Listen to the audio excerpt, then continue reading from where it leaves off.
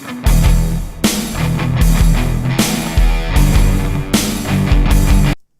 guys, and welcome! We got ourselves another movie talk.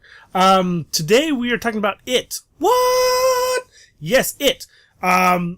This movie has been in development hell for a long time. Alright, so let's start off with the very beginning. Long time ago. This book came out in 1986. It didn't get its feature, into the it's not a movie. It was a miniseries. 4 years later, 1990, we got the miniseries It, which was a movie that even when I first saw it, scared the hell out of me. That movie frightened me like nobody's business. Definitely a really good job. Tim Curry did a phenomenal job, hands down. For a TV movie, not bad at all. Okay, not bad at all. Of course, there was censorship there, so they had to tone down certain things, and certain things that couldn't be into the movie. I get it, but still was a pretty good movie nonetheless. Now, fast forward. Sorry, I got my notes right over here. We have... Okay, so the movie was definitely... the book was centered in the 1950s. Now, the movie was centered around that time. Now the movie's being made now. Centered in the 1980s. 1980s, ladies and gentlemen. Total change from the original storyline. So they changed it to the 80s. So we could be more... What's the word? I guess more updated, because when they get to the adults, they wanted more modern time, so people could feel like, okay, damn, that's kind of crazy. And plus, everybody who's born in the 80s, there are going to be a lot of 80s references, so it'll be a lot easier for those people. I don't know. I think that they should have just left it in the 50s and be a little bit, still would have been pretty cool. Still definitely would have been an amazing time. And then, the movie ends in the 80s, which still would be pretty cool. Still get the 80s feel, but they didn't do that. Sorry, let me go back. So the production started for this movie in 2009. That's when it first started to get buzz that Warner Bros. Was going to bring this movie to the big screen. Now, what the problem was that there's a lot of issues with this movie. So first off, we have Warner Bros. Wants to make it a big screen, but they want to make it a one movie. They don't want to do two parts. They don't want to cut it in half and do two like they did for the miniseries. In comes, sorry, I have to look over here. I have it on my, monitor here. It's, David, I cannot pronounce it, but he is now producing for this new one. He heard that they're doing this. He said, okay, right. I'll get you guys a screenplay. He worked on a screenplay. He banged it out. Boom. He finishes it for them, right? Now, the director at the time was supposed to be Cary Fukunaga. And this was at 2010. It was in 2010 that he went back to do some more rewrites. Cary Fukunaga's attached to this, and he's gonna get this done. Then 4 years later, you fast forward, Warner Brothers moved production to New Line Cinema to do the rest. Now Warner Brothers did stay out and started out saying, yes, we want it R-rated. That's what we want. So their hands were free to do what they want to do. That's how far they want to go. So that was a good thing. Good job, Warner Brothers. That was very smart for you guys to do. Now, fast forward 4 years later, it was told that, yeah, this is going to be a 2-part movie. Everybody's like, wait. We're telling this is going to be one movie. Now, fans and everybody else is all happy about this, so that means we get more story for this movie. We get a lot more of the childhood stuff, a lot more trauma that they can deal with, and we get to get more fleshed out. Then we get to the adults in part 2, everything gets to be fleshed out from the first movie, so now, you get to see them as adults, and everything starts coming back to them.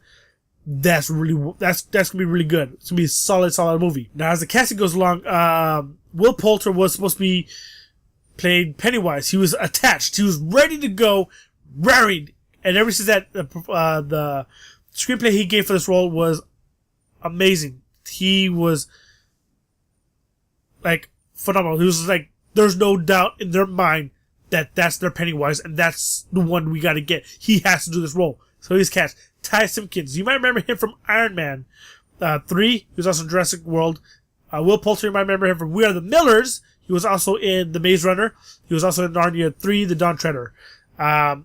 So, with Ty Simpkins, he was supposed to be cast as one of the Loser Club members. Wasn't sure which one, but that's who they were going to cast for one of those. None of them got the role. Will Poulter couldn't get the role because the production moved a little bit later, and he had other things that he was working on that were going to conflict with his schedule, so he had to say goodbye. So that's, as far as the movie production goes, the development hell just kept on rolling along. And as far as certain movies like these and other movies that are being adapted to the big screen, a lot of things get in the way that change things up. Now with Cary Fukunaga, people were saying that the budget was too there's so much constraint on the budget that Cary Fukunaga was like, no, I need a little bit more to be able to do what we got to do. He said no, certain things with the vision that he had vision with it. Let me check, make sure before I speak out of turn. He says it was a script issue and things that they didn't want as artistic direction.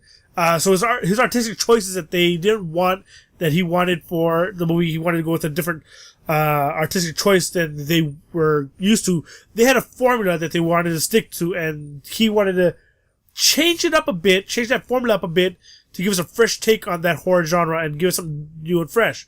For me, I'm like, go with that new choice, go with a different direction, because with that new direction, you could get something that could really work and give you guys a really good solid film and just pop.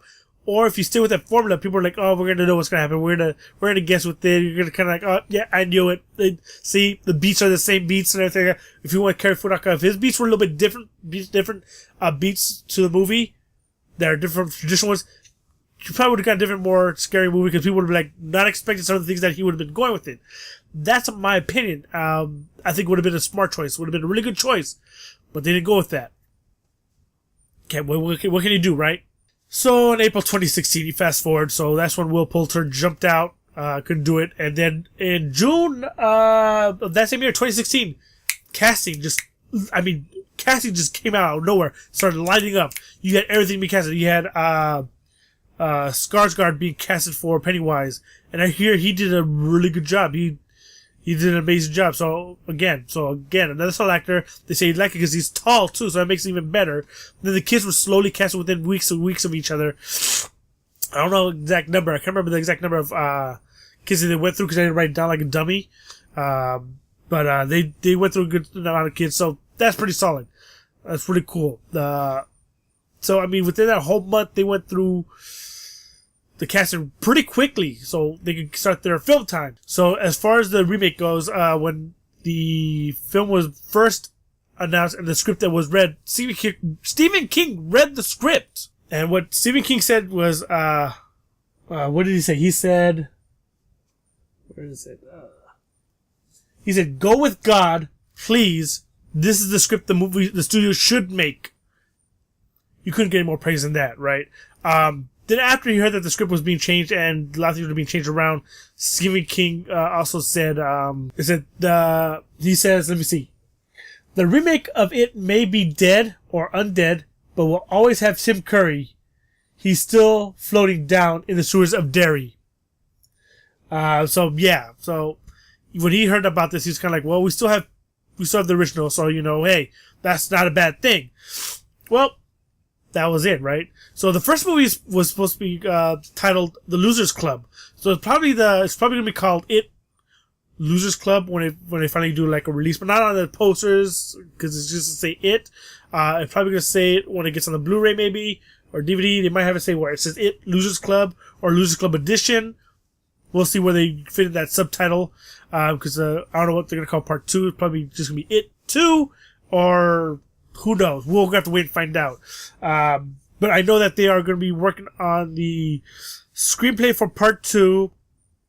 And they want to start production at the beginning of next year, January. They want to start that pre-production and get ready for everything in summertime. They want to get everything going and filming. I don't think it's going to come out until the 2019. So, again, will this movie do any good? Will it be solid? Will it be great? Can it do good? Expectations are pretty high. Comes out next month on the 8th.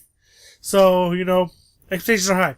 Now, the difference between the original and this one is the book, which they didn't have in the live action one, is, he had other creatures he turned into. He turned into a mummy, werewolf and other things like that. They changed all those creatures he changed into because those were products of the 50s where when kids go to the movies and they saw scary movies, the monster movies were the big thing back then. So the 80s, who knows what kind of creature they would use. I think the mummy or the werewolf would have been a great feature to show in these movies, because the special effects and the makeups would have been amazing.